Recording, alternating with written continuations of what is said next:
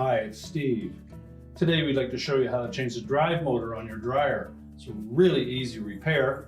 Let me show you how we do it. Now before we begin this repair, the first thing we'll need to do is to disconnect power to the dryer. So either locate the electrical panel, turn off the appropriate breaker, or remove the appropriate fuses, or pull the dryer far enough forward that you can unplug it. We'll also need to pull that dryer out somewhat so that we can lift the main top to access these components. Now with the dryer pulled slightly forward, our next step will be to raise the main top so that we can access these components. Now what you'll want to do is make yourself up some type of a lanyard to support that main top while you're doing your repair. So either use a small piece of light duty chain or some heavy cord. Next we'll take a thin putty knife. We'll come in that gap between the main top and the front panel. Locate the spring clip that secures that.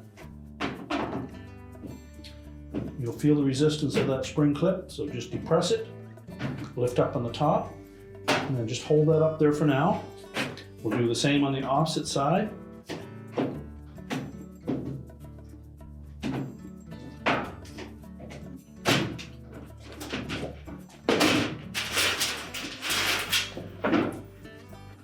Raise that top just beyond vertical. The hinges won't support that by itself, so you'll need to use a lanyard. We'll take out one of these little rubber bumpers on the top of the side panel and then secure that top. Now once we've done that, we'll next disconnect the wire harness retaining clip from the top of the front panel. And then we'll remove two 1/4-inch hex head screws that secure that front panel to the sides of the cabinet.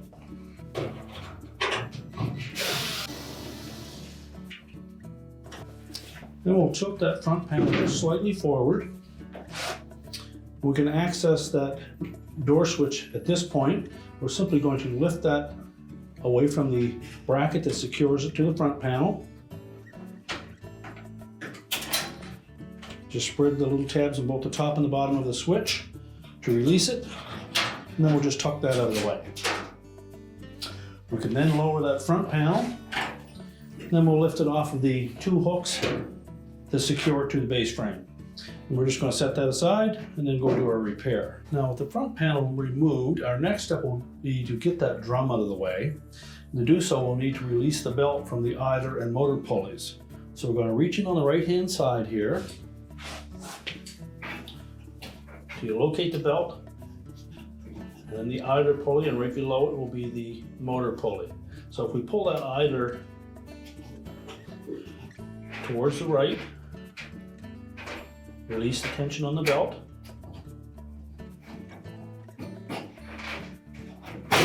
Just pull the belt towards the front of the dryer. Now we'll get it away from the idler bracket. Unhook it from the motor pulley. We should have about that much slack in the belt. So what we'll do next is we'll use that belt to support the weight of the drum. We'll lift it up and pull it right out of the cabinet.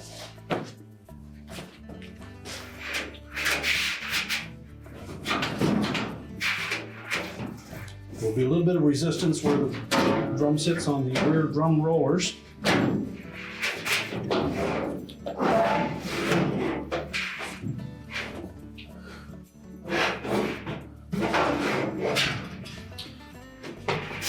So we'll simply take that drum and the belt and set them aside.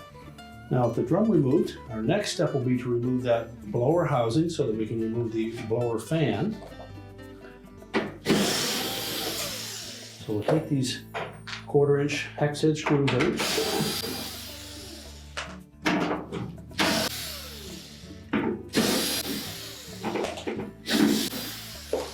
There are also two 5/16 ones that secure it to the base.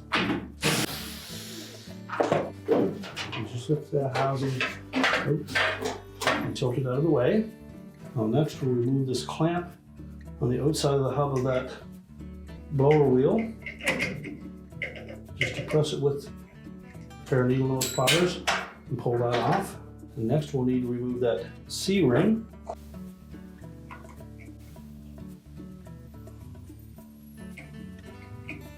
And then we'll slide that blower wheel off of the motor shaft. Now next we'll go to the back of the motor where we can remove the idler pulley and bracket, as well as the wire harness and the two retaining screws that secure that motor to the housing, and we can pull that out and change it. So we'll begin by removing that spring from the base frame. Just grasp it with a pair of pliers, unhook it. We can then grasp the idler arm, just tilt it up and then pull it straight back. And that will disengage it from the front of the blower housing. And next we'll remove the wire harness. Simply squeeze the two connectors on the side.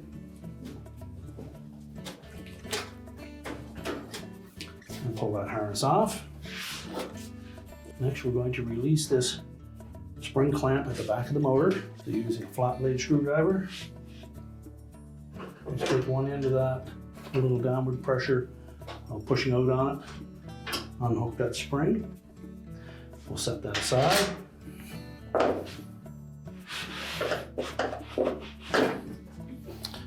Now we can lift that motor off of the rear bracket.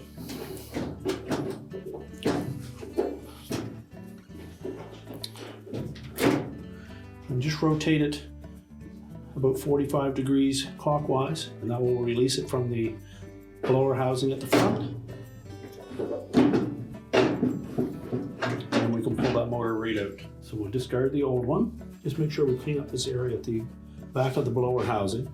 And you can see the socket where that idler arm will fit into. It has to go through a hole in the rear base frame, and will extend all the way through.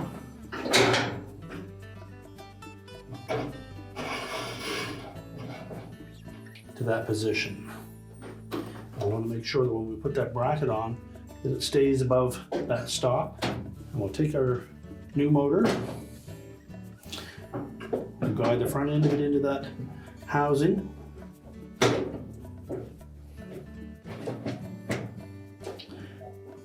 Once it's fully inserted, we're just going to rotate it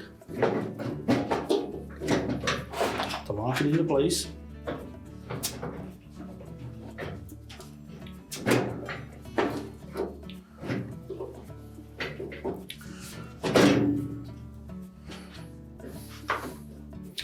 And the switch should be in a vertical position at that point.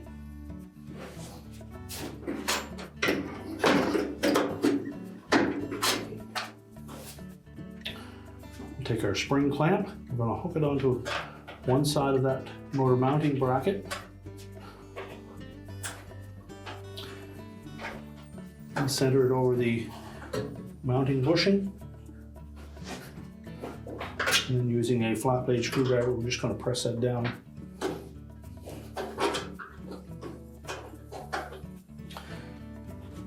Until it hooks in on the opposite side.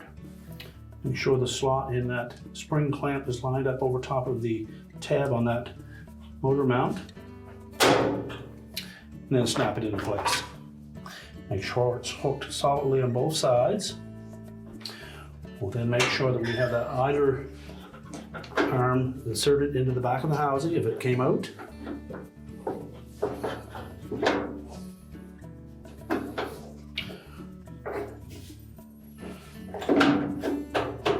And again, make sure it sits above that stop.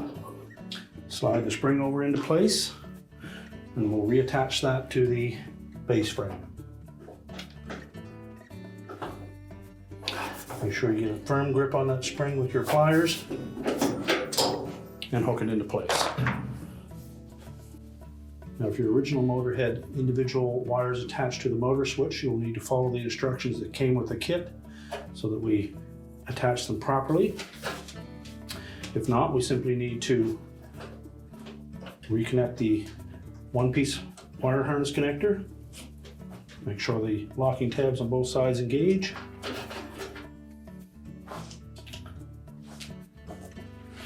And now we're ready to put the blower wheel back onto the motor shaft. Now before we install that blower wheel, Next thing we'll want to do is remove that second snap ring from the original motor. That one was in behind the blower wheel. Discard the old motor and slide that all the way back to the groove that is cut in that motor shaft.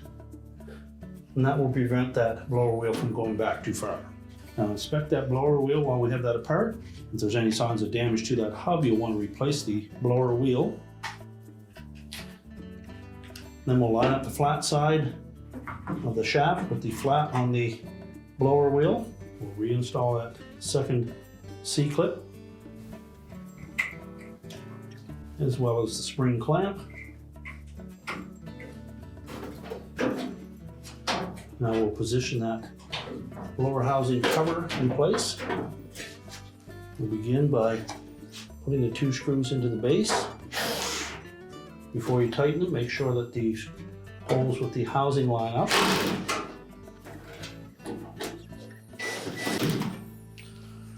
And we'll put the remaining screws in for the cover.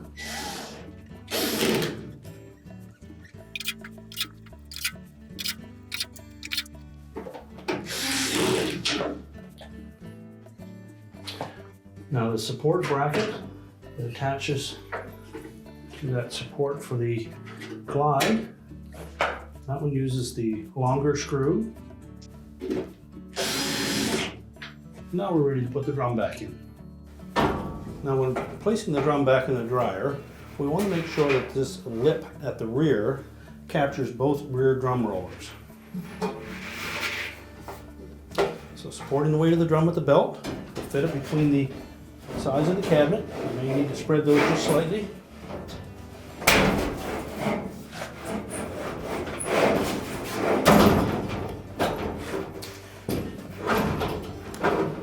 And then we need to line up the rear of that drum to make sure it sits on those rollers. Just rotate it a couple times. Check inside, make sure it's sitting flush on that drum seal. Then we'll line up that belt with the marks that were on the drum. And then we're going to reach in and reattach it to both the idler pulley and the motor pulley. So reaching in on the right hand side, just grasp the belt, locate the idler pulley, lay that belt out over top of the idler pulley, and pull it in underneath towards the right, and then push that idler pulley to the right to take the tension off the belt, and wrap the belt around the motor pulley at the same time. Make sure we have the groove side of the belt against the drum and the motor pulley, and the flat side of the belt against the idler pulley. We'll just rotate that drum a couple of times to make sure that it does turn the motor and blower wheel.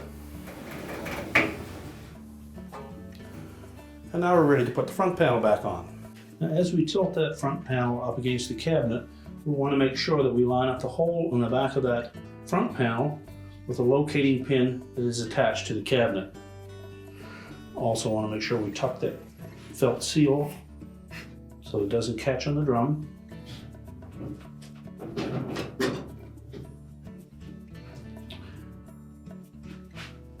And once it's in place, we'll install one of the mounting screws, and we'll do it on the opposite side that the switch is on. Well, that'll hold the front panel in place. We'll go to the opposite side. Again, we need to make sure that we line up that locating pin with the hole in the cabinet. But before we press it up against the cabinet, we're going to take that switch and locate it in that spring bracket on the front panel. Now the easiest way to mount that is to open the door completely, and that will allow you to be able to manipulate that spring clip. Just spread them slightly, line up the push button with a hole in the front panel, and then snap it into place. Make sure that that clip captures both the top and bottom of that switch. You can then close the door up Again, we'll make sure that that felt seal is outside of the drum area.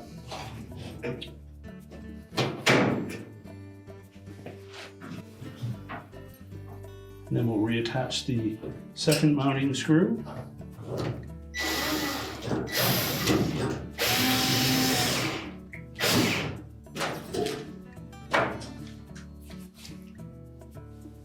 Now next we'll take that harness retaining clip, we'll tuck that into the opening in the top of the front panel, snap it into place, make sure that the wires are away from the drum. Now we're ready to put the main top back down. So next we'll disconnect our lanyard, then we'll replace that rubber bumper. Just fit it back into that opening on the top of the cabinet. And we'll lower the top down carefully. We want to make sure that we engage those two clips.